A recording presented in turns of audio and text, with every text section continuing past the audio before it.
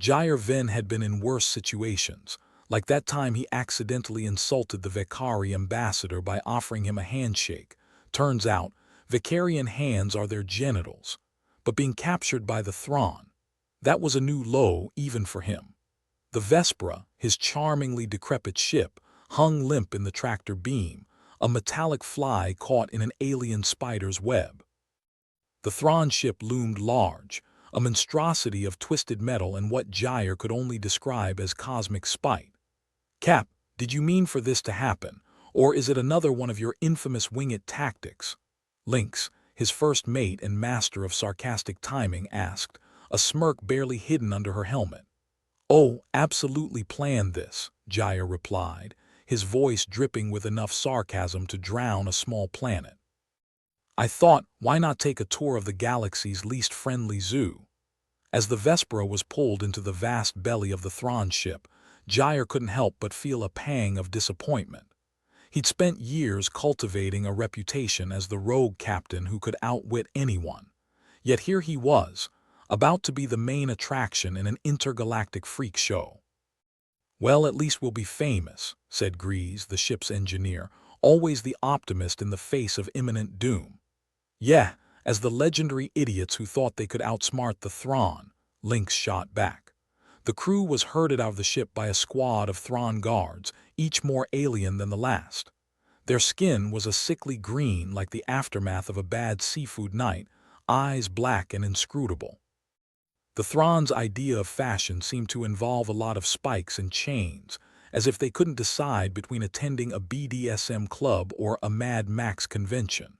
Welcome, humans, a Thrawn guard said, voice a harsh rasp that made nails on a chalkboard sound like a lullaby. You are now guests of the Thrawn Imperium. Please do not resist. Resist? Why would we resist a lovely invitation like this? Jair quipped, hands lifted in mock surrender.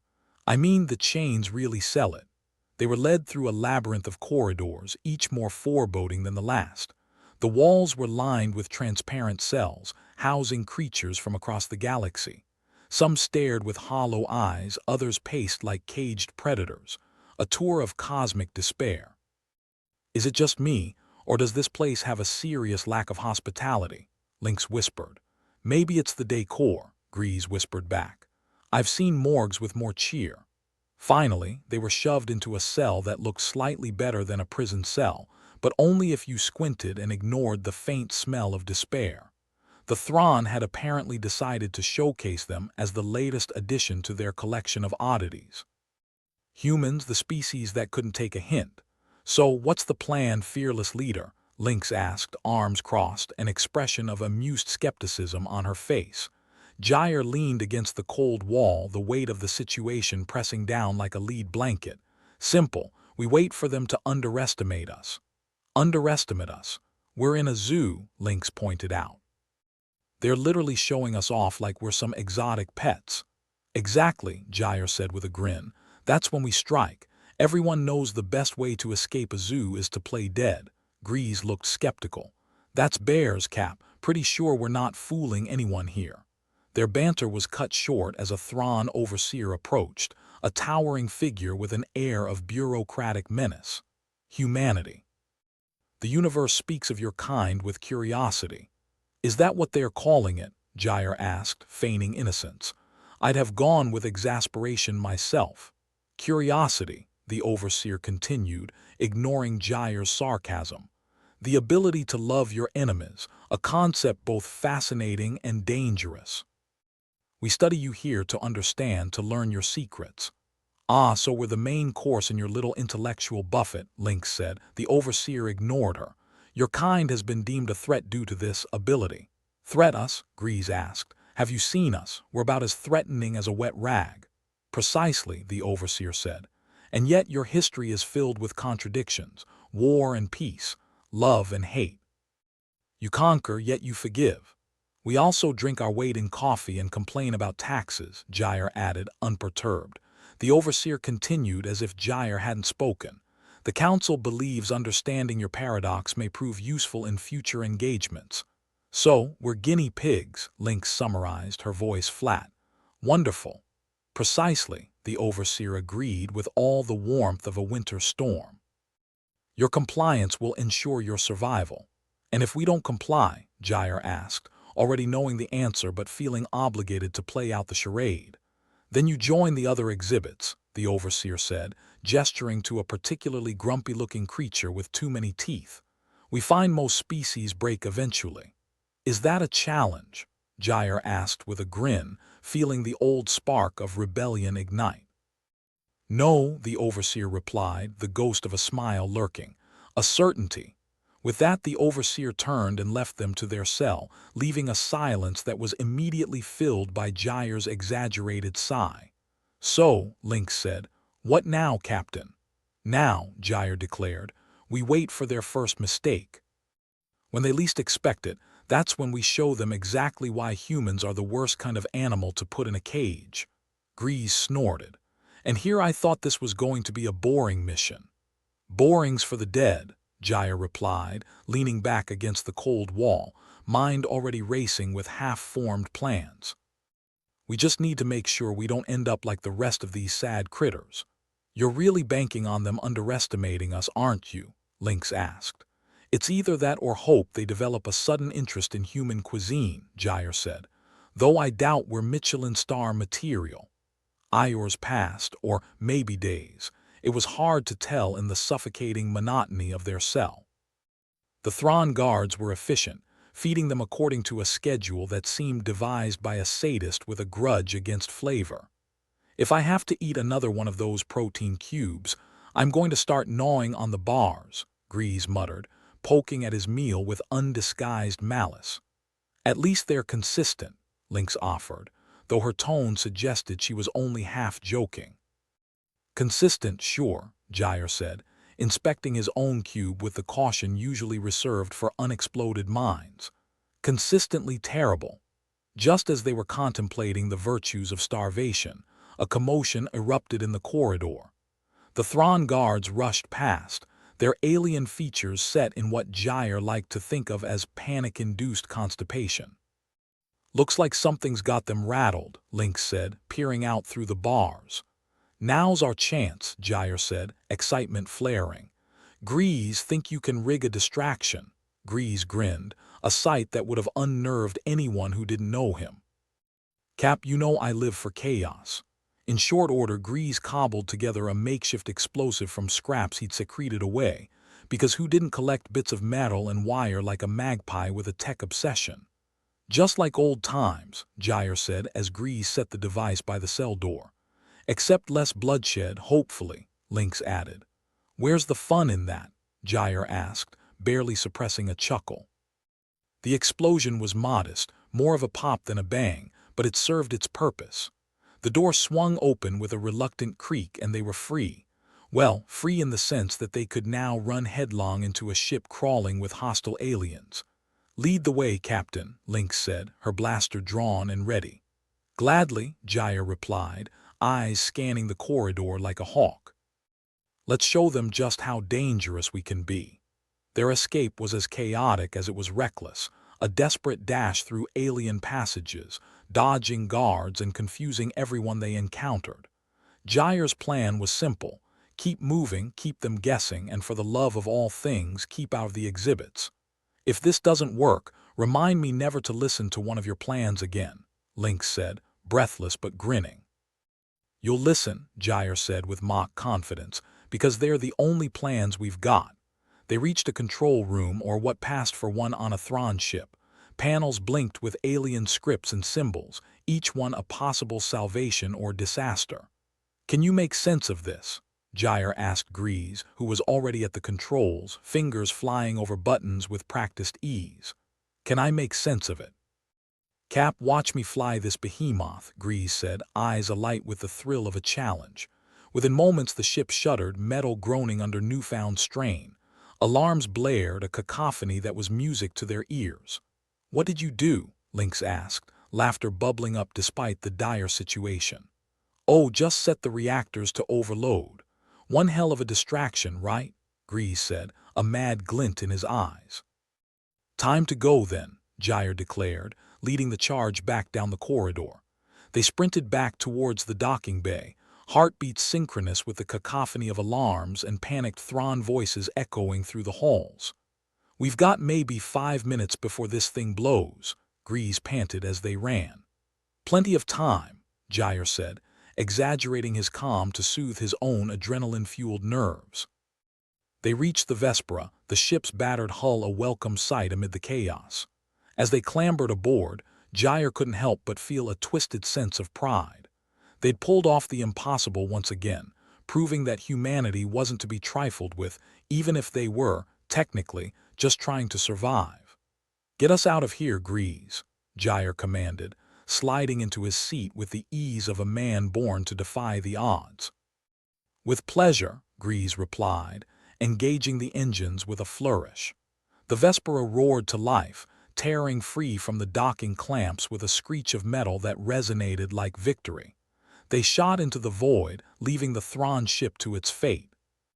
"You know," Link said, settling into her seat with a sigh of relief, "I think we might have made an impression." "Let's hope it's a lasting one," Gyre replied, watching the Thrawn ship's silhouette recede into the distance. "And not just the kind that lands us on every wanted list in the galaxy." As they sped through the stars, Gyre couldn't shake the feeling that their troubles were far from over. But for now, they'd survived, and they'd done it in style. He couldn't wait to see what kind of chaos awaited them next.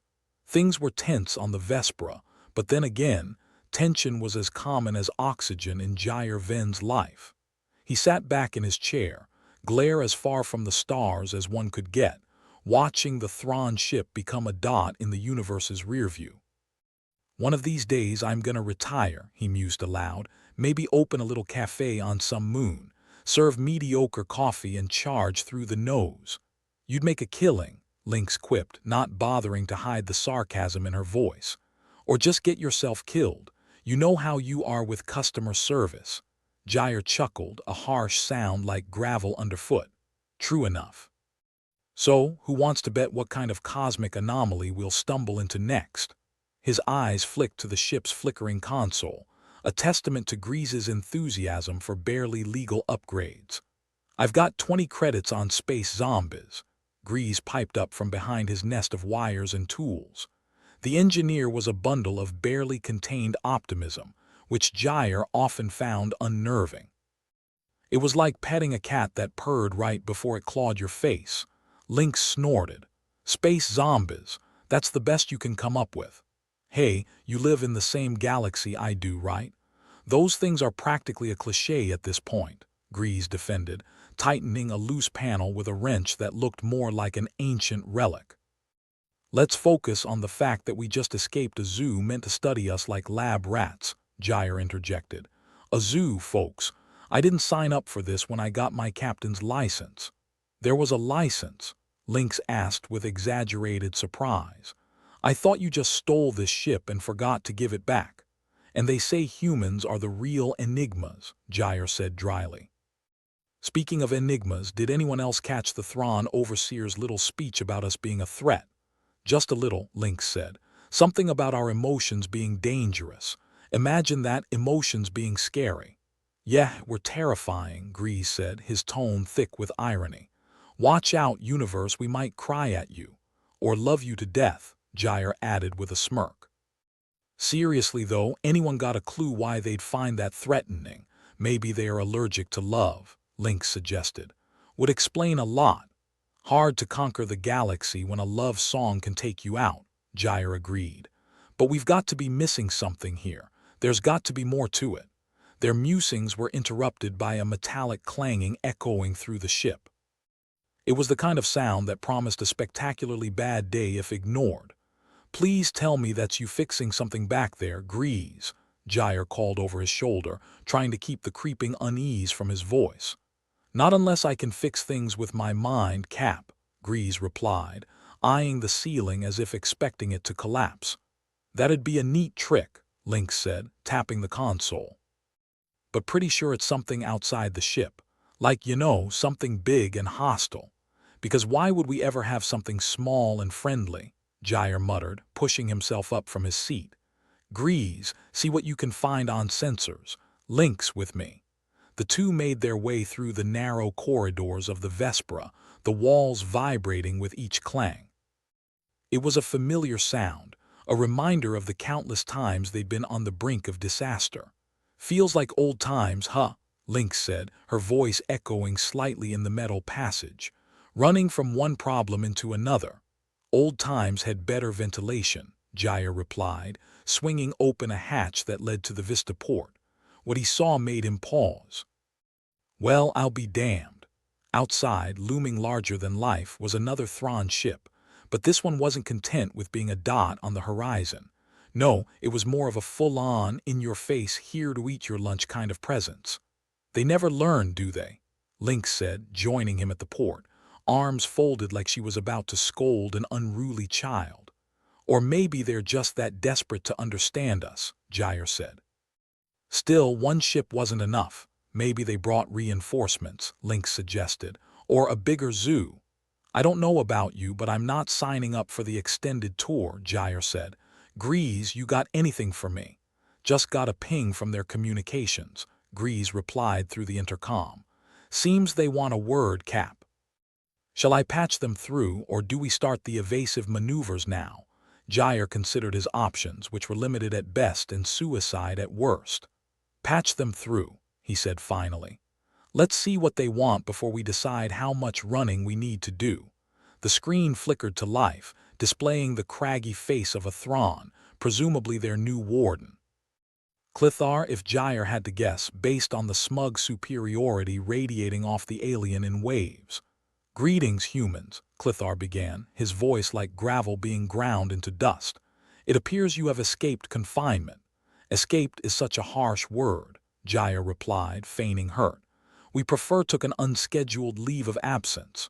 "You humor yourselves with jest," Clithar said, unimpressed. "But know this, your kind's ability to feel, to connect emotionally with others, is a threat to our order. Your unpredictability is a liability." "Unpredictability is what keeps life interesting," Lynx said, injecting a dose of cheer into the mix. "You ever tried it, might be fun. You jest once more, but your emotions make you dangerous. They cloud judgment, distort decisions," Clithar continued, his tone icy. "Yeah, last time I made a decision clouded by emotion, I ended up buying a spaceship," Jair said. "Imagine that." Clithar's eyes narrowed, dark glimmers of disdain. "Your humor will not save you. Our studies must continue and you will comply." "Or what?" Jair asked, leaning forward. "You slap us with another cell to keep us company, or you face the consequences," Clithar replied, the sort of man, or alien, who relished the vagueness of authority. "Well, we've never been good at following orders," Jair said with a grin. "But thanks for calling. Do let us know if you plan on sending more charity cases our way." Clithar's image fizzled out, replaced with static as the communication cut off. Jair leaned back, sighing. "So what do you think? Time for Plan B." "What's Plan B?" Grease asked over the comms, the line crackling with tension. "Run, very fast," Jair said. "Lynx, get us some juice. Grease, see if you can scramble their sensors." "On it," Lynx replied, already halfway down the corridor. "Got a few tricks up my sleeve, Cap," Grease said. "Let's see if these Thrawn can handle a little human ingenuity." Jair returned to the bridge, the weight of the situation settling over him like a cloak. "You know, for a species that prides itself on order, they sure love chaos when it suits them." "That's the thing about order," Lynx said, fingers dancing over the controls. "It only works if everyone plays along." "Guess we're the troublemakers they didn't account for," Jair replied, watching as Grease's efforts jammed the Thrawn systems, their ship stuttering like a drunk stumbling home. "Ready to make them sorry they ever heard of us?" Grease asked, his grin audible in his voice. "More than ready," Jair said, settling into his seat. "Let's remind them why humans are the worst kind of animal to put in a cage." The engines roared to life, a sound like defiance incarnate, and the Vespera surged forward, a battered but defiant arrow in the cosmos. They zigzagged through the stars, evading the Thrawn's every attempt to snare them, the universe a backdrop to their mad dance. "Looks like Clithar didn't get his way," Lynx said, a triumphant edge to her voice. Not yet anyway, Gyre replied, fingers tapping a rhythm of determination on his armrest. But we've got a knack for pissing off the wrong people. Or the right ones, Grease added, his laughter a burst of sunshine in the dark. They flew on, the Thrawn ship fading behind them, a reminder of the galaxy's unending complexity. Yet even as they put distance between the threat and themselves, Gyre knew this was far from over. The Thrawn's obsession with humanity, with understanding what made them tick, was a problem that wouldn't simply disappear into the void. But they were human, after all. And if there was one thing humanity excelled at, it was muddling through the chaos like it was a dance floor and they were the life of the party. For now, at least, they'd live to dance another day in a universe that seemed all too eager to cut in. Think they'll give up? Lynx asked, casting a glance back at Gyre. Give up? Gyre echoed, eyes on the star-streaked horizon. The Thrawn, not a chance. But neither will we. With that, the Vespera surged into the vast, unknowable black, its crew resolved to meet whatever came next with a grin and a spark of treacherous hope. The Vespera hummed with the energy of 1,000 sleepless nights, its corridors filled with the sound of distant clanks and Grease's muttered curses. Gyre leaned back in his chair, trying not to think about how close they'd come to being just another notch on the Thrawn's capture belt. Again. All right, crew meeting, Gyre called out, projecting his voice over the intercom. We've got a situation that needs our unique brand of problem-solving. Don't you mean our complete lack of a plan? Lynx's voice crackled back, as sharp as ever. Same thing, he replied, smirking. Get to the galley. Bring your best ideas and your worst jokes. The galley was a cozy mess of mismatched furniture and flickering lights, Grease's handiwork again. The engineer was already there, fiddling with a device that looked like it might explode if you blinked at it wrong. Thought you were going to fix that thing, not make it more dangerous, Gyre said, gesturing to the contraption. Oh, it'll work, Grease assured him, a manic grin lighting up his face. The danger is just a bonus. Lynx sauntered in with all the grace of a cat and the attitude of one that had just knocked over a priceless vase. So, what's this situation we've gotten ourselves into? Remember those guests from the zoo? The ones who gave us the death glares like we were the main act in a comedy they didn't find funny, Gyre asked. Hard to forget, Lynx replied. I think one of them tried to telepathically make my head explode. Well, it's time we turned those glares into something a bit more collaborative, Gyre said. We're going to see if we can't turn some of those scowls into allies. You're joking, right? Lynx raised an eyebrow. You want us to make friends with the folks who probably see us as lunch. Why not? We're charming once you get to know us, Gyre said, winking. Like a rattlesnake with a winning smile, Lynx shot back. We need allies and they need a way out, Gyre continued. Maybe we can use our so-called dangerous emotions to our advantage. Grease set down his tool, looking thoughtful.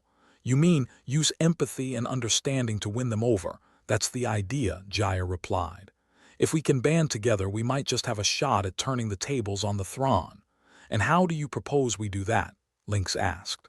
Bake them a cake, something like that, Gyre said. But with less sugar and more negotiations.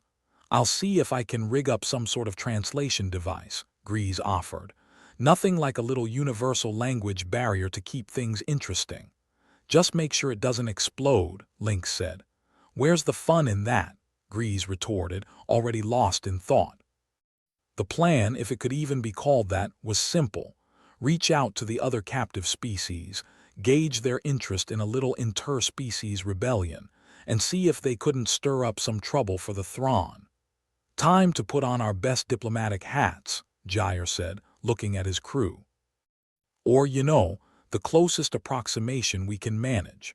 The Vespera's comm system crackled to life as they approached the derelict space station that served as a makeshift shelter for the more marginalized denizens of the galaxy.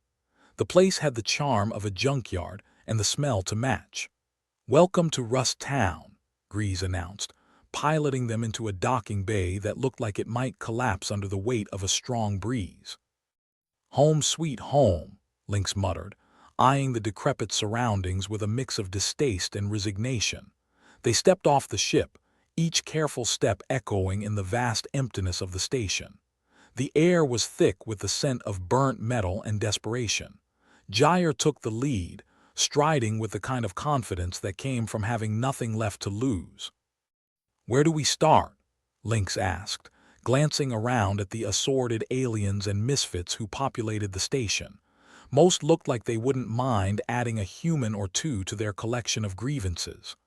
"Let's start with the friendly-looking ones," Jair suggested. "Or at least the ones who don't look like they want to eat us." They found themselves face to face with a Vicarian, its many eyes watching them with an unsettling intensity. Jair swallowed, remembering the unfortunate anatomical fact about Vicarian hands. "Greetings," Jair began, trying not to overthink the situation. "We're interested in forming a sort of alliance." The Vicarian blinked in unison, its expression unreadable. "Human emotions are chaotic," it said, its voice a deep rumble. "Why should we trust you?" "Because we're in the same sinking ship," Lynx interjected. "And sinking ships tend to bring people together." The Vicarian's appendages twitched in a way Jair hoped was a good sign. "You believe unity could lead to freedom, or at least make things more interesting," Jair said.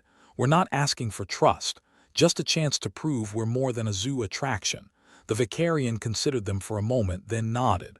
"I will speak to the others. Perhaps there is merit in this alliance." "Well, that could have gone worse," Lynx said as they walked away from the encounter. "Could have gone better too," Jair replied. "But it's a start." The next few hours were spent navigating the precarious social landscape of Rust Town. Each encounter was a roll of the dice, some species more receptive than others, some openly hostile, and some just plain weird. They made headway with a group of Krell, a species known for their hive-mind mentality. Convincing them to risk it all for a common cause was like trying to sell sunglasses on a planet with two suns, difficult but not impossible. Jair leaned against a wall, wiping sweat from his brow. "This is turning into a full-time job. And here I thought space piracy was your calling," Lynx teased, nudging him with an elbow. "Piracy implies profit," Jair shot back. "This is more of a charitable endeavor." Grease joined them, a smudge of oil on his forehead. "Got the translation device up and running. It's not pretty, but it works." "Pretty isn't our style anyway," Jair said. "Great work, Grease." With the device in hand, they went to meet with another group, this time composed of Gorlaxians. The Gorlaxians were a somber bunch, their faces hidden under layers of cloth and their voices almost musical. "We've heard of your plight," Jair said, trying to sound as sincere as possible. "And we'd like to propose a mutually beneficial arrangement." The Gorlaxians exchanged glances, their voices a low murmur that the translator struggled to keep up with. "Why should we risk everything for your cause?" "Because the Thrawn are a mutual enemy," Jair replied. "And because alone we're nothing more than captives. Together we might stand a chance." The leader of the Gorlaxians, a figure draped in deep blue, leaned forward. "You speak of unity, yet unity is fraught with danger." "Sure," Jair said. "But so is sitting around waiting for the Thrawn to dissect us." There was a pause, and then the Gorlaxian leader inclined their head. "We will consider your proposal." "That's all we're asking," Lynx said, flashing a reassuring smile. As they turned to leave, Jair felt a flicker of hope. It was a fragile thing, easily snuffed out by the harsh realities of their predicament, but it was there nonetheless. Back aboard the Vespera, Jair gathered his crew in the galley once more. "Looks like we might have some tentative allies," he announced. "Emphasis on tentative," Lynx added. "But it's better than nothing." "Agreed," Grease said, tapping away at his datapad. "Now we just have to worry about the Thrawn catching wind of this little uprising." "Let them try," Jair said, though the confidence in his voice was more bravado than anything. "We're not done yet." Their moment of camaraderie was interrupted by the ominous blare of an alarm. It was the kind of sound that sent chills down the spine and promised nothing but trouble. "Looks like the Thrawn are back for round two," Lynx observed, her voice laced with sarcasm. "Can't they take a hint?" Grease muttered, rushing to his station. Gyre dashed to the bridge, the sight of the Thrawn ship on their sensors sparking a familiar mix of dread and determination. "All right, people, let's show them what a little human ingenuity can do." The Thrawn ship loomed large on the screen, its presence a constant reminder of the stakes. But Gyre knew they couldn't back down now, not when they were so close to building something bigger than themselves. "Think they'll actually try to talk this time?" Lynx asked, her fingers dancing over the controls. "Talk, shoot, maybe both," Gyre replied. "Either way, we'll be ready." As the Thrawn ship approached, Gyre felt the weight of the universe pressing down on him, but he also felt the flicker of hope, stronger now, bolstered by the alliances they'd begun to forge. "Let's give them a reason to fear our dangerous emotions," he said, his voice steady. "Lynx, open a channel. Let's see what they want."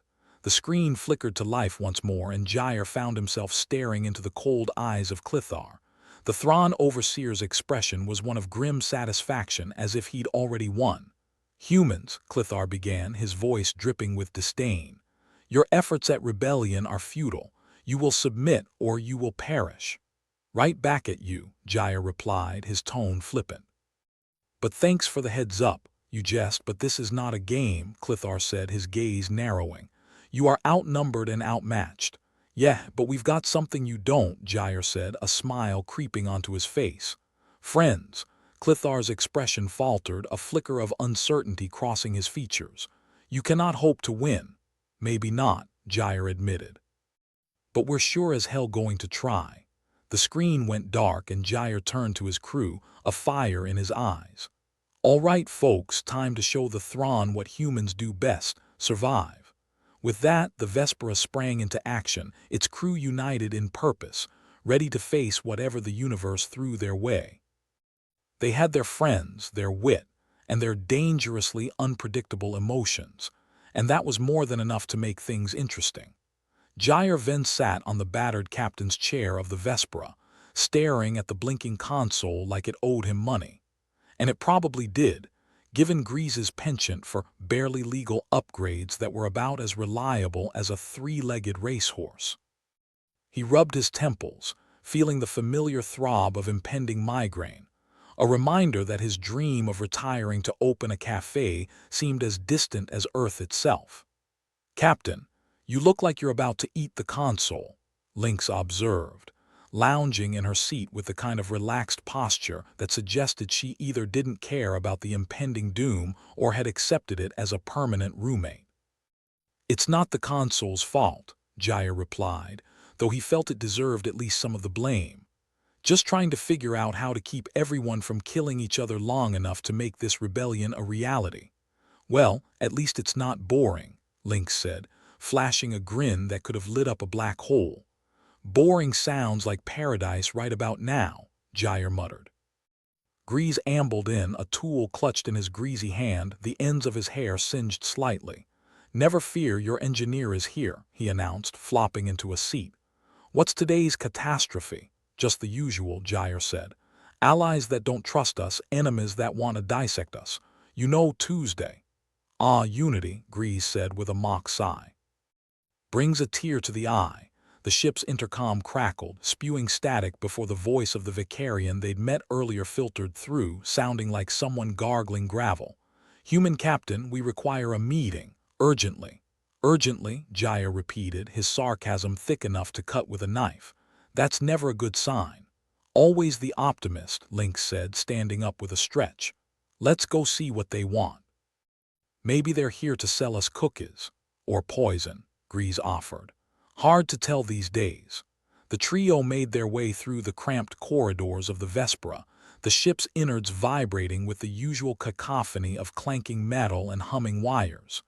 Gyre led the way into the makeshift meeting room, where their prospective allies had gathered, each looking more distrustful than the last. The Vicarian stood at the forefront, its appendages twitching like a caffeinated spider. "Captain Gyre, our people have concerns," it rumbled, all eyes fixated on him. "And here I thought we were doing great," Gyre quipped. "What's on your mind?" "There are rumors," the Vicarian continued, That your escape from the zoo was orchestrated by the Thrawn as a trap, Gyre blinked. A trap. That explains why they made it so easy for us to steal a ship under their noses. They're clearly strategic geniuses.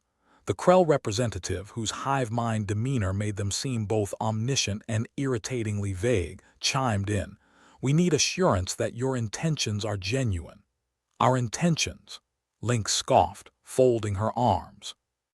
We're the ones who had our lives uprooted, paraded like circus animals, and threatened with dissection. What more do you need?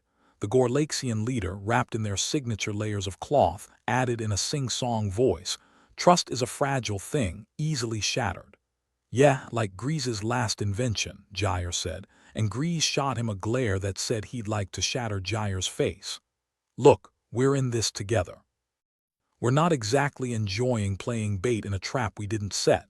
A tense silence followed, the kind that made Gyre wish he'd taken up knitting instead of space piracy. We will continue to monitor your actions closely, the Vicarian finally said, its tone making monitor sound a lot like stalk. Well, that's reassuring, Gyre said. Anything else, or can we all get back to our regularly scheduled chaos? The representatives exchanged a series of nods, their expressions still unreadable. It was the kind of meeting that left you feeling like you'd stepped in something unpleasant and couldn't quite scrape it off.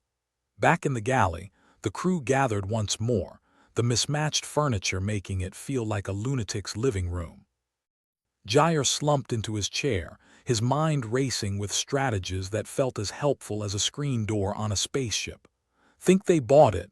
Lynx asked, chewing on a protein bar that probably had the same nutritional value as cardboard. They're suspicious, Gyre replied.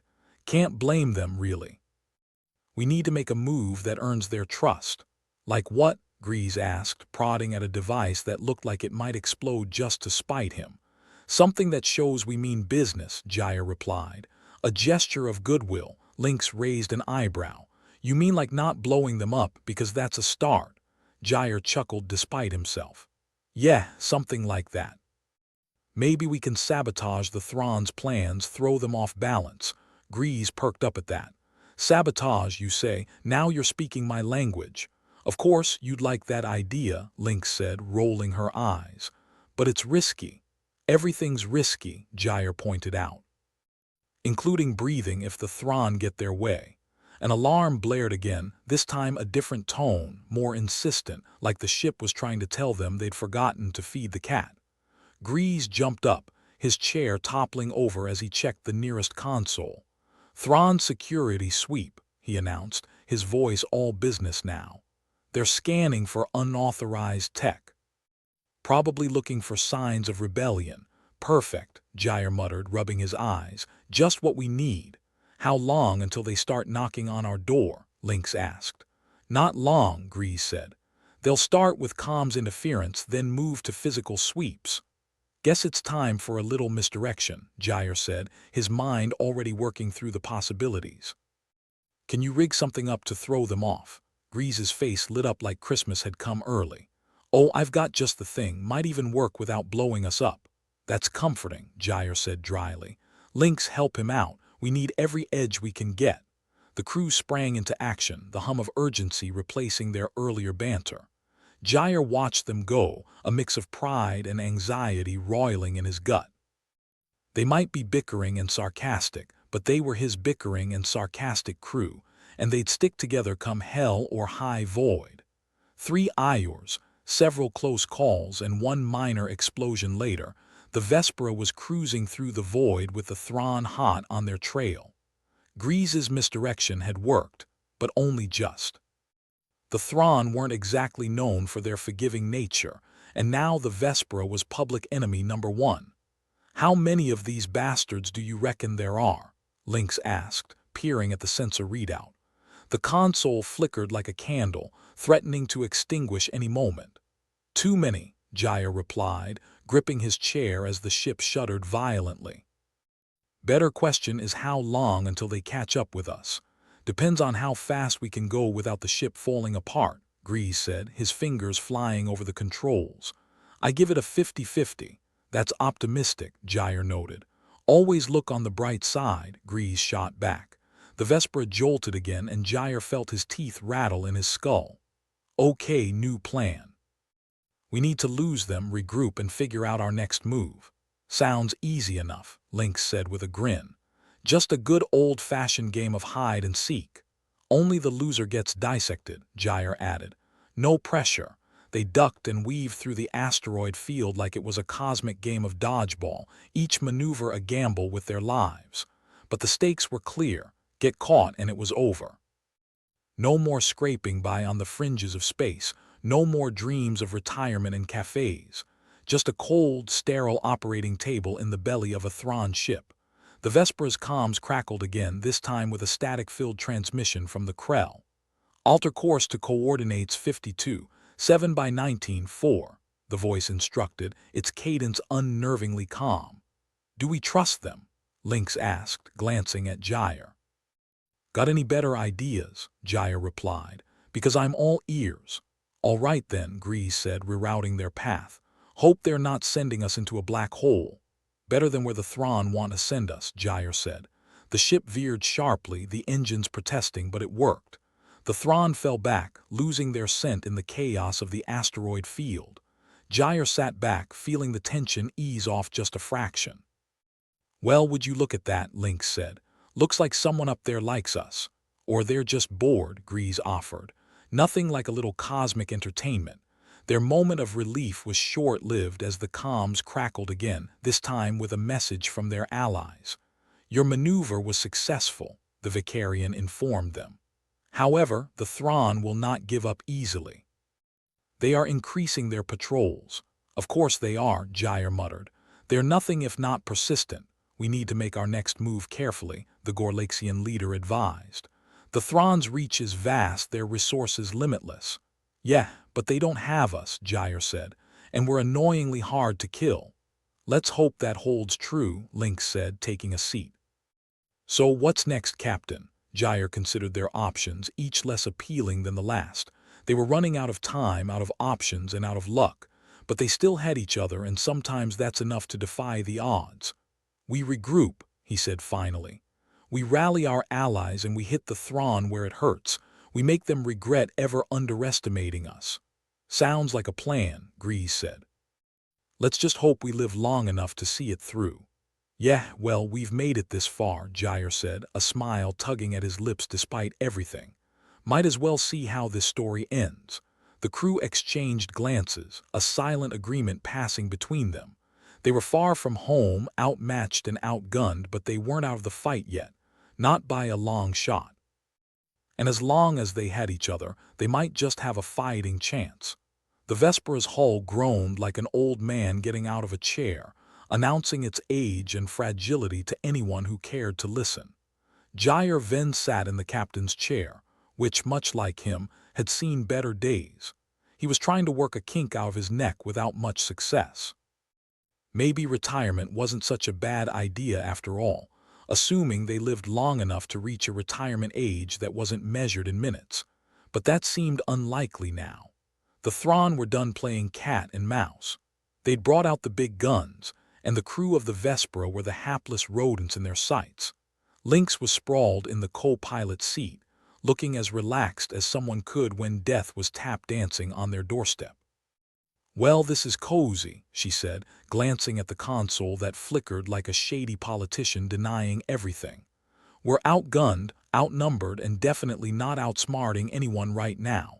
Gyre snorted. Sounds like a bad day at the office. Or a good day, depending on your perspective, Lynx quipped. I mean, I was getting bored of living a quiet life. Grease was tinkering with something that hummed ominously, his back to them. If I cross a few wires here, we might get a few more parsecs out of this hunk of junk, he said, sounding far more optimistic than he had any right to. And if you cross the wrong ones? Lynx asked. We explode in a blaze of glory, Grease replied, not missing a beat. At least the Thrawn won't get the satisfaction. The Vespera shuddered again as another Thrawn cruiser swooped in, its silhouette ominous against the star-specked void. Gyre kept his eyes on the display, calculating their odds, not great but still better than nothing. Any chance the Allies will come through? Lynx asked, not sounding particularly hopeful. Gyre shook his head. Comms are jammed tighter than Grease's last attempt at compression coil. We're on our own for now. Comforting, Lynx replied, sarcasm dripping from her words like maple syrup. Just another day in paradise. The Thrawn ship was closing in, their intentions as clear as day. The Vespera was an ant under the magnifying glass, and the Thrawn had all the time in the world to play with their new toy. "We need a plan," Gyre said, as if they hadn't figured that out already. Grease turned, holding what looked suspiciously like a bomb but could just as easily be a coffee maker. "What kind of plan?" he asked. "The kind where we don't end up as Thrawn science projects," Gyre replied. "Suggestions? How about we lure them into the asteroid field?" Lynx proposed. "Use the debris as cover and hope our luck holds," Gyre mulled it over. "It's a long shot, but it's better than waiting to be boarded." "Long shots are our specialty," Grease chimed in. "Besides, who doesn't love a good surprise?" With a nod, Gyre made the call. "All right, let's see if we can lead them on a merry chase." They altered course, the Vespera's engines straining under the sudden maneuver. The Thrawn ships followed predictably, their predatory instincts too strong to resist the bait. The asteroid field loomed ahead, a chaotic mass of rock and debris that promised either salvation or a very messy end. Gyre focused, weaving through the floating obstacles with all the grace of a drunk trying to navigate a minefield. "Just keep them guessing," Lynx said, her eyes on her own display tracking the Thrawn's movements. "They're not the only ones guessing," Gyre muttered, his grip tightening on the controls. Grease cackled from his station. Who knew dodging death could be so entertaining? The Vespera darted and dodged, the hull groaning in protest with each sharp turn. The Thrawn followed, but not without casualty. One of their smaller cruisers clipped an asteroid, the resulting explosion lighting up the void like an impromptu fireworks display. "Score one for the little guy," Lynx said, a hint of triumph in her voice. "Don't get cocky," Gyre warned. "We've still got more on our tail than I'd like." As if on cue, an alarm blared, one of the more pleasant sounds aboard the Vespera. "Proximity alert," Grease noted unnecessarily. "Looks like they're learning from our best moves." "Imitation is the sincerest form of flattery," Gyre said, though he wasn't feeling particularly flattered. The Thrawn were relentless, each maneuver bringing them closer, their ships out for blood. The Vespera's hull took another hit, sparks flying from the console like an impromptu light show. "Shields are down to critical," Grease reported, his tone far too cheerful for the situation. "Thanks, I hadn't noticed the giant hole in our ship," Lynx replied, deadpan. Gyre's mind raced, searching for another edge, another advantage. "We need to lose them now." "In case you hadn't noticed, they're not taking any hints," Lynx pointed out. The asteroid field was thinning out, and with it their cover. The void stretched ahead, an endless expanse with no refuge in sight. Gyre's heart sank, the weight of their situation pressing down like gravity on an elephant. "We can't keep this up," Lynx admitted, her bravado slipping. "We're running out of tricks." Gyre knew she was right. They'd played their cards, and now the deck was empty. All that was left was the inevitable capture, or worse. "Any last words?" Grease asked, a morbid curiosity in his voice. "Not yet," Gyre said, refusing to give in. "We're not done." But even as he spoke, the Thrawn's net closed in, their ships surrounding the Vespera, blocking any escape. The game was up, and they were out of time. "Looks like they're rolling out the welcome mat," Lynx said, her sarcasm a mask for the fear in her eyes. Gyre's hands tightened on the controls, a futile gesture against the inevitable. They were beaten, and there was nothing more to say. All that was left was silence, the kind that comes before an execution. The Thrawn's tractor beam latched onto the Vespera, pulling them in like a spider wrapping a fly. Gyre watched, helpless, as their ship was drawn toward the enemy vessel, their fate sealed. "Guess this is it," Grease said, his voice quieter now. Gyre nodded, a lump forming in his throat. "Yeah, guess so." As the Thrawn ship's maw opened to receive them, Gyre couldn't help but think of all the things he'd never done, the places he'd never seen. He'd always imagined he'd go out in a blaze of glory, not a whimper of defeat. But life rarely gives you what you expect, and sometimes all you can do is face the end with whatever dignity you have left. At least we gave it a good run, Lynx said, trying for optimism and falling short. The Thrawn ship swallowed them whole, the vast hangar bay echoing with the sound of their landing. Gyre felt the jolt as the Vespera settled, the silence heavy and oppressive. "Welcome to the end of the line," Grease said, his humor a thin veneer over the fear they all felt. The Thrawn were waiting, their soldiers an array of cold, calculating efficiency. They looked at the humans with a mixture of curiosity and disdain, as though they were interesting specimens rather than people. Gyre stood, his resolve hardening. If this was the end, then he'd face it on his feet. He wouldn't give the Thrawn the satisfaction of seeing him cower. "All right, let's not make this easy for them," Gyre said, his voice steady despite the turmoil inside. Lynx and Grease joined him, their expressions mirroring his defiance. Together, they stepped down the ramp, their heads high, even as the Thrawn closed in. The Overseer approached, its presence as commanding as a judge about to read a verdict. "Captain Gyre Ven," it intoned, its voice a deep, resonant rumble, "your resistance has been noted. And appreciated, I hope," Gyre replied, his sarcasm intact. The Overseer ignored the jibe, its gaze sweeping over them. "You and your crew will be studied as per protocol." "Oh, goody," Lynx said. "I've always wanted to be a lab rat." Grease shrugged. "Beats an early grave, I suppose." The Overseer signaled and the Thrawn soldiers closed in, their intentions clear. Gyre felt a hand on his shoulder, restraining, and he resisted the urge to lash out. "Take them to the holding cells," the Overseer ordered. "We will begin shortly." The crew was marched through the Thrawn ship, their path flanked by soldiers. Gyre noted their surroundings, looking for any advantage, any weakness. But the Thrawn were thorough, their ship a fortress of technology and arrogance. The holding cells were as welcoming as a prison, cold and sterile, with none of the Vespera's comforting clutter. The crew was separated, each placed in their own cell, the doors sealing with a finality that felt like the end. Gyre sank onto the bench, the weight of their situation crashing down. It was over, and all the bravado in the world couldn't change that. They'd fought, they'd run, and now they'd pay the price. But as he stared at the walls, he couldn't shake the feeling that this wasn't the end.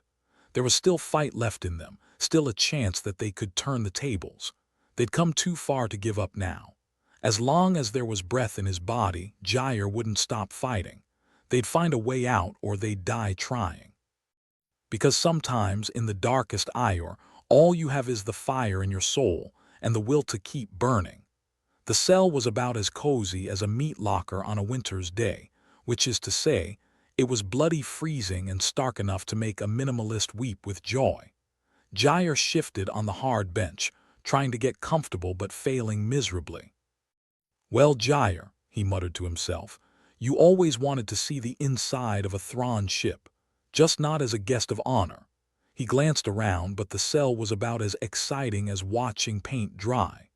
Across the way, through the transparent barrier, he could see Lynx pacing in her cell like a caged tiger, her eyes burning with frustration. Grease, on the other hand, had already found a way to dismantle the light fixture in his cell, and was fiddling with it, no doubt trying to turn it into something that would explode in a satisfying fashion. Gyre leaned back, letting out a breath that turned into a small cloud of mist in the chilly air. "Cold as a Thrawn's heart in here," he said to no one in particular, wondering when someone would come to explain the purpose of this little holiday in hell. As if on cue, a Thrawn guard appeared, looming at the cell door with all the warmth of a tax collector. "You will be moved shortly," it intoned, as if reading from a script. Gyre couldn't tell if it was a male or female Thrawn. Frankly, he didn't care. "Move to where?" Gyre asked, trying for casual and hitting nearer to insolence. The Thrawn's expression didn't change, mostly because it didn't have one to begin with. "You will be informed when necessary." "Thanks for the hospitality," Gyre replied, flashing a grin that was all teeth and no warmth. The Thrawn merely turned on its heel and left, the the door sliding shut with a finality that echoed down the sterile corridor. "Charming fellow," Lynx commented dryly from her cell, having witnessed the exchange. "So what's the plan?" "Working on it," Jaya replied, his brow furrowing as he sank into thought. There had to be an edge, a trick, something that they had that the Thrawn didn't. He just needed to figure out what it was. "Take your time," Lynx said. "It's not like we're on a schedule or anything." Grease let out a laugh from across the way. "I've got all eternity to waste in here. Maybe I'll finally start that novel. Memoirs of a Human Specimen. I'll make billions." As Jair half listened to their banter, his mind was racing through the possibilities. The Thrawn were efficient, methodical, and about as predictable as a sunrise. They'd captured the Vespera easily enough, but Jair had one small, unpredictable element on his side: human nature. Specifically, the messy, chaotic, irrational part of it that couldn't be quantified or measured. "Hey, Lynx," Jair called, an idea forming in his mind. "Remember that time on Veridian Prime when we had to deal with those cartel thugs?" Lynx paused, a smile twitching at her lips. "How could I forget?" They couldn't handle a little charm and a smile. "And that's exactly what the Thrawn can't handle either," Jair said, the pieces clicking into place. "They don't get emotions, they see them as weaknesses." Grease looked up from his tinkering, curious. "You're saying we should charm our way out?" "Something like that," Jair replied, the plan taking shape. "We use their misunderstanding of us to our advantage. Make them think we're unpredictable, dangerous because of our emotions." Lynx nodded slowly, catching on. "Play up the drama, the chaos. Make them think twice about underestimating us." "But how?" Grease asked, skeptical. "It's not like we can just start crying and expect them to back off." Jair leaned forward, gesturing with his hands as he explained. "Not just crying. We act erratic, angry, sad, joyful all at once. Confuse them. Make them think we're on the verge of doing something they can't predict. So basically, we turn into a bad soap opera," Lynx said, her lips curling into a wicked grin. "Sounds like fun." Grease chuckled, a low, amused noise. "Well, I've always wanted to try my hand at acting." As they began to flesh out the details, the door to Jair's cell opened again, and two Thrawn guards entered, their faces set in an eternal frown. "You will come with us," one of them said, its voice echoing with authority. Jair stood, nodding once to Lynx and Grease before following the guards. "Wish me luck," he said with a wink. "Break a leg," Lynx replied, watching him go. The Thrawn led Jair through a series of identical corridors, their walls as featureless as a Thrawn's face. Each step echoed ominously, a countdown to some unknown fate. Finally, they arrived at a room that was decidedly more interesting, filled with strange equipment and a view of the stars that almost made Jair forget where he was. Almost. The overseer was there, standing at the center of the room like it owned the place, which, to be fair, it probably did. "Captain Jair Venn," it began, a touch of condescension in its resonant voice. "You are here to provide us with insights into human behavior." Jair shrugged, playing it cool. "Well, I'm here to oblige. What do you want to know? My favorite color? How I like my coffee?" The overseer regarded him with what might have been disdain, though it was hard to tell with these poker-faced aliens. "We are interested in understanding why your people are considered unpredictable." Jair suppressed a grin. "Ah, unpredictability. Our greatest asset." He leaned in as if sharing a secret. "It's simple, really. We don't think like you do, we feel." "Strongly." The overseer tilted its head slightly. "Emotions, you see them as strengths." "Absolutely," Jair replied, warming to the deception. "Emotions can drive us to do the impossible. Take the Vespera, for instance. We're a small ship, outgunned and outclassed, but we fought back because we had something to fight for." The overseer seemed to digest this, its silent contemplation filling the room with an uncomfortable tension. "This emotion, is it something that can be controlled?" Jair chuckled. "Controlled, not a chance. Emotions are wild like a rabid Varg beast. They can't be leashed. That's what makes us so dangerous." The overseer was silent for a moment, and Jair held his breath, sensing he'd hit a nerve. Finally, it spoke, its tone more considered. Perhaps there is merit in this chaos you describe. Gyre grinned, a wolfish expression that showed too much teeth. More than merit, it's our edge. The overseer nodded slowly, its gaze sliding to the display showing the stars beyond. Gyre felt a flicker of hope. Maybe he'd sown enough doubt. Maybe they'd see the danger in underestimating a cornered animal, but he had to push harder. You see, Gyre continued, we're not predictable like your kind. We can turn on a dime. One moment we're allies, the next we're enemies. That's what makes dealing with humans a gamble. The overseer turned back to him, its interest piqued. A gamble, Gyre nodded, injecting confidence into his voice. You never know what you're going to get with us. We could be the key to peace or the start of a war. It depends on how you handle us. For a long moment the overseer said nothing, its mind clearly working through the implications. Gyre watched carefully, his heart pounding in his chest. If he could make them think twice, they might hesitate, and hesitation was all he needed. Finally, the overseer spoke. Your crew will be observed. If this unpredictability proves useful, you may find yourselves with an opportunity. Gyre nodded, trying not to let his relief show. It was a small victory, but a victory nonetheless. That's all we ask, a chance to show what humans are capable of. The overseer gestured to the guards, and Gyre found himself being escorted back to his cell, hope fluttering in his chest like a captive bird. It was a long shot, a dangerous gamble, but Gyre was willing to bet everything on it. Back in his cell, he shared the plan with Lynx and Grease, his voice a low whisper. We act, we confuse, we turn their strength into a weakness. Lynx nodded, her eyes gleaming with determination. We make them see us as more than just specimens. Grease grinned, a devilish light in his eyes. Time to put on a show they won't forget. And so, as the cold stars watched, Gyre and his crew prepared for their final act, their hearts burning with the fire of defiance. The Thrawn thought they had won, but they'd never faced anything quite like the unpredictable, indomitable spirit of humanity. And that, Gyre knew, was their greatest weapon. Let the Thrawn try to understand that. The Thrawn ship had all the charm of a decommissioned battleship, and about as much warmth. Gyre shuffled along the cold corridors, his mind buzzing with the plan he had relayed to Lynx and Grease. It was risky, sure, but then again, when was the last time a plan of his wasn't flirting with suicidal? Gyre's reverie was interrupted by the low hum of Thrawn chatter in the control room. He peered inside to see a group of Thrawn engaged in what could only be described as a meeting of bureaucratic minds, making decisions about human lives with all the emotional engagement of someone choosing a new carpet. And here he was, ready to throw some chaos into their well-oiled machine. Step 1, Gyre muttered to himself, drawing a deep breath before stepping inside. Let's show them a human glitch in the matrix. He approached the overseer, who was mid-monologue on the inefficiencies of human physiology. Gyre couldn't help himself.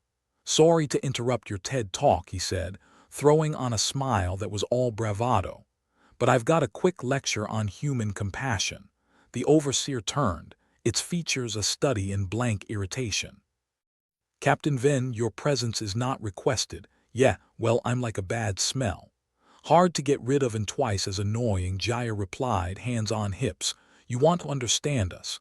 Here's a free lesson, we care. Ridiculous, I know, but it's true. There was a murmur among the Thrawn, like a hive of wasps disturbed by an errant shoe. The overseer's eyes narrowed. Care, yeah, you know, concern for others, even when it's not in our best interest. It's like trying to explain calculus to a rock, isn't it? Gyre shook his head. But it's what makes us human, and why is this relevant? The overseer demanded, its patience wearing thin. Because it confuses the hell out of you lot, doesn't it? Gyre leaned in, lowering his voice conspiratorially. You can't calculate it. You can't predict it, and that's what makes us dangerous. He could see the collective Thrawn confusion rising like steam from a boiling pot. It was working. Step 2 was in Grease's capable hands wherever he was. Gyre just had to buy time. Give us an example, the overseer demanded, perhaps hoping to stymie Gyre's bravado. Gyre grinned. Remember Viridian Prime, There was a pause, as if the room itself held its breath. Finally, one of the Thrawn who'd clearly drawn the short straw on recollection nodded. The incident where you abandoned tactical advantage to save hostages. Exactly, Gyre said, pointing triumphantly. That's compassion.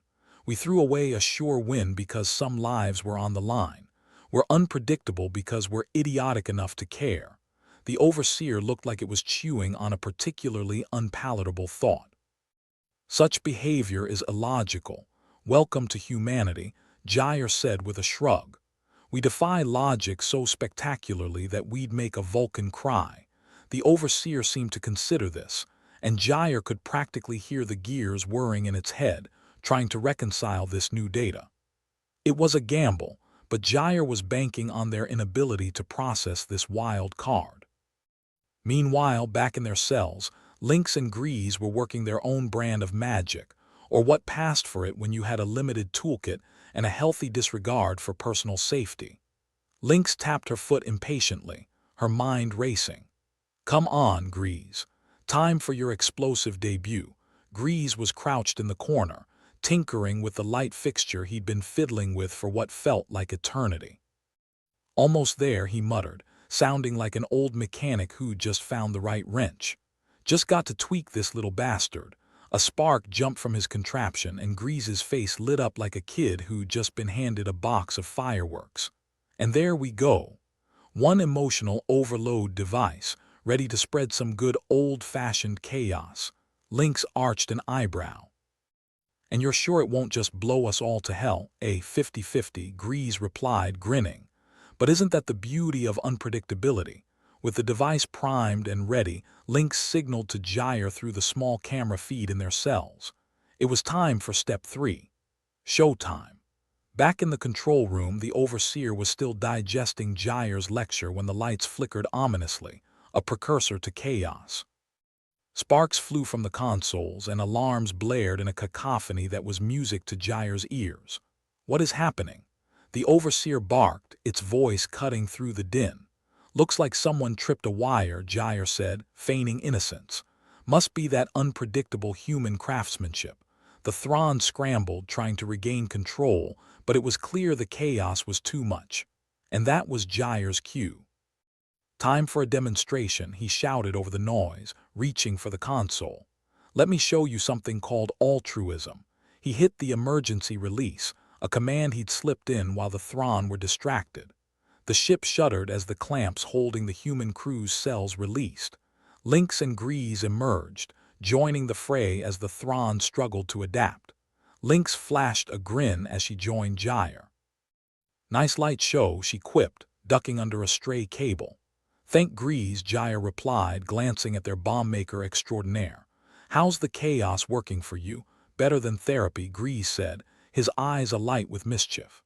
With the Thrawn in disarray, the trio moved with purpose, exploiting their captor's confusion. They'd sown the seeds of doubt, now it was time to see if they'd blossom into something resembling freedom.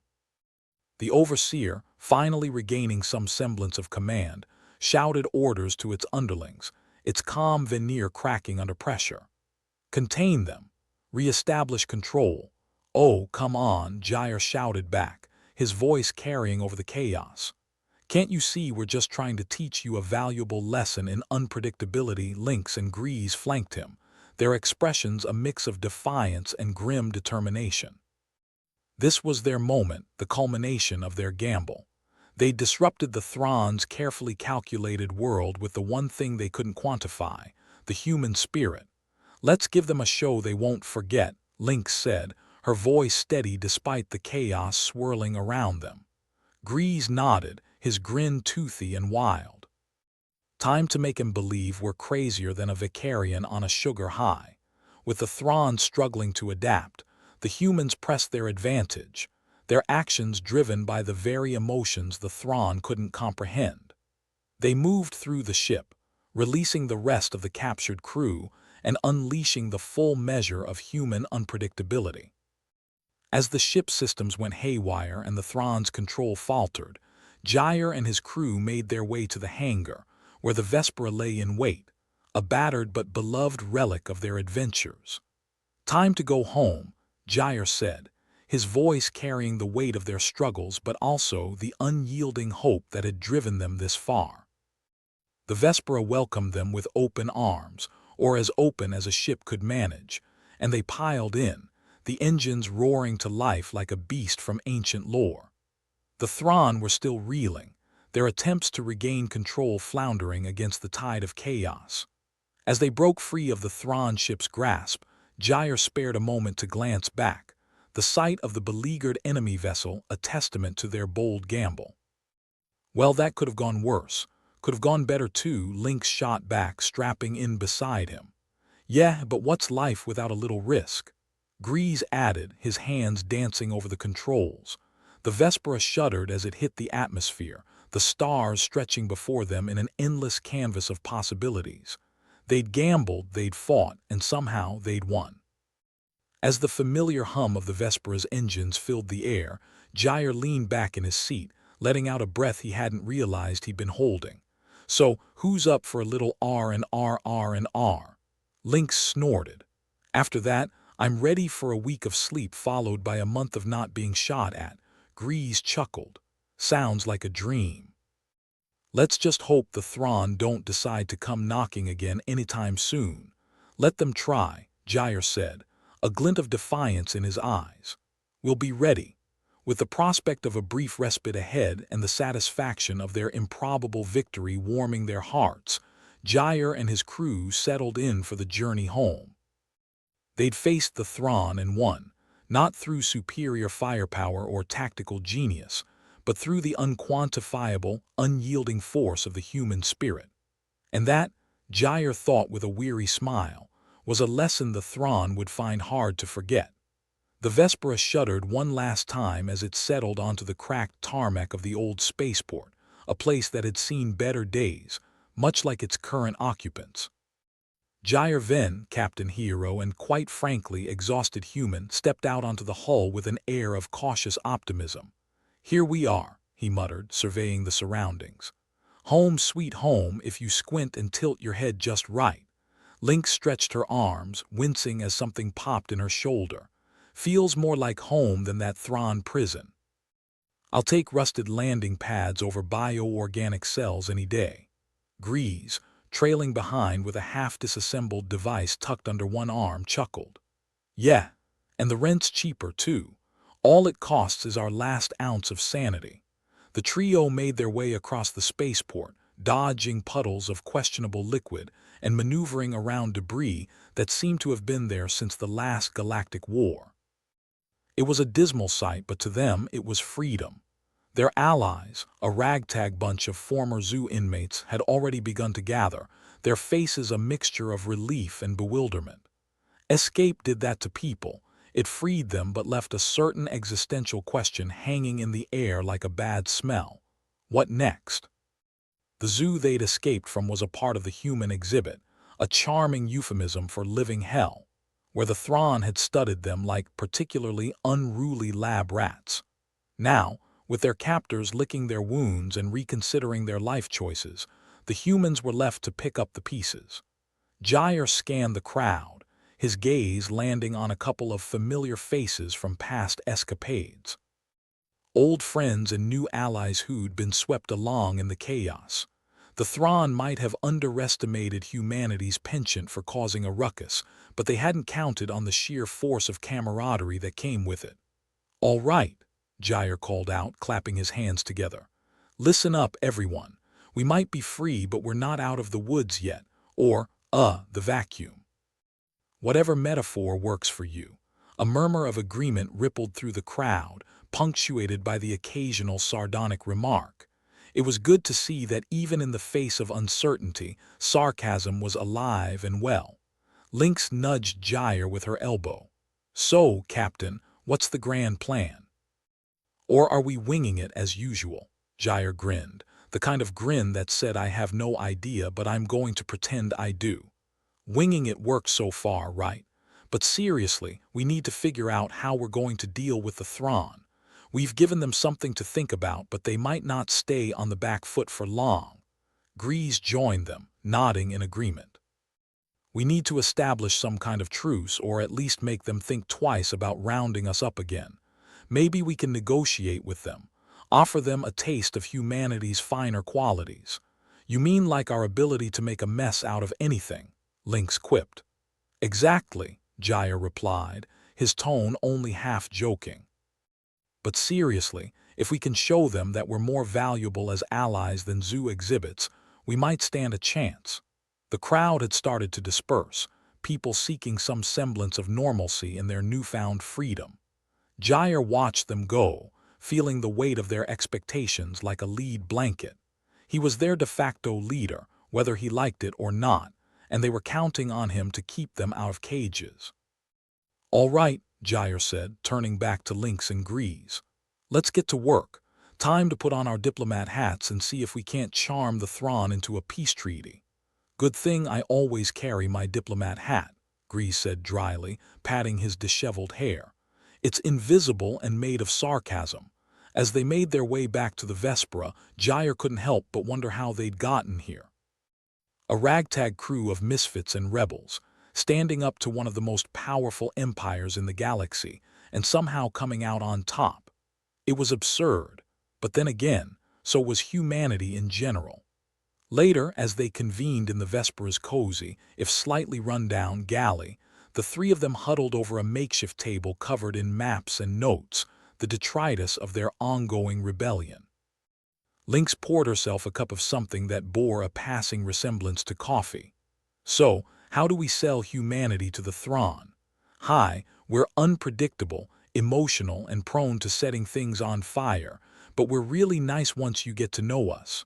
Grease plopped down into a chair with a sigh. In our defense, we only set things on fire when we're cornered. Gyre rubbed his temples, trying to think past the dull throb of a headache. We need to find some common ground, something they can't dismiss out of hand, like our fondness for terrible jokes, Lynx suggested, smirking, or our ability to survive against all odds, Grease added. They saw how we pulled together back there. Gyre nodded slowly. Exactly. We've got to show them that we're more than just unpredictable animals. We're survivors, and maybe, just maybe, we can be partners. They spent the next few hours hashing out a plan, their conversation punctuated by the occasional burst of laughter or frustrated sigh. It was a long shot, but then again, they'd made a habit of succeeding against the odds. The next day found them back aboard the Thrawn cruiser, a ship that still bore the scars of their recent escape. The Thrawn had agreed to meet, albeit with reservations that could be measured in light years.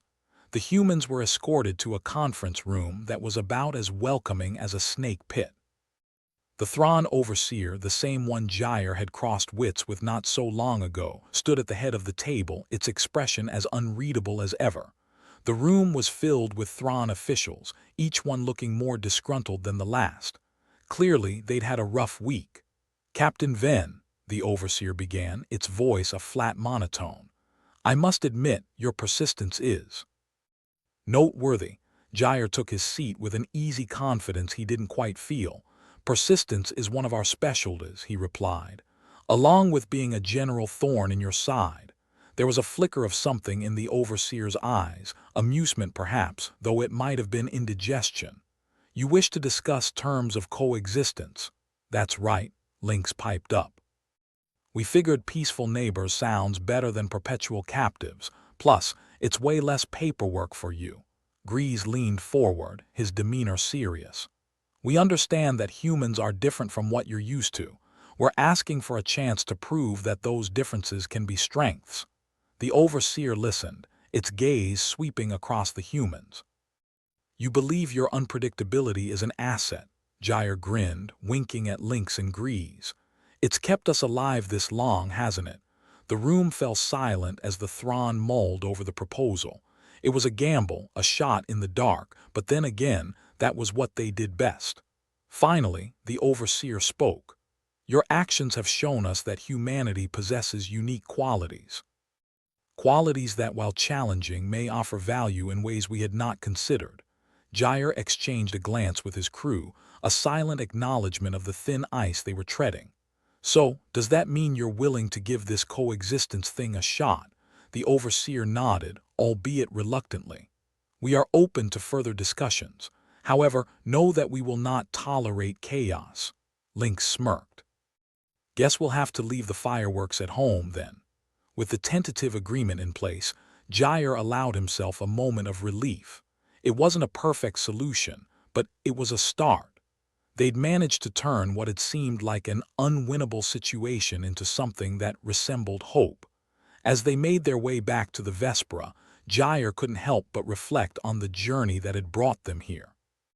From captors to negotiators, they'd somehow managed to carve out a place for themselves in a galaxy that had all but written them off. "You think this'll hold?" Lynx asked as they boarded their ship. Jair shrugged, a faint smile playing on his lips. "Who knows, but we've got a fighting chance, and that's more than we had before." Grease looked around the Vespera, his expression one of newfound appreciation. "We did good, didn't we?" "Yeah," Jair agreed. "We did." And with that they set their sights on the stars, ready to forge a new path. Their story wasn't over, not by a long shot, but for the first time in a long time, the future seemed less daunting.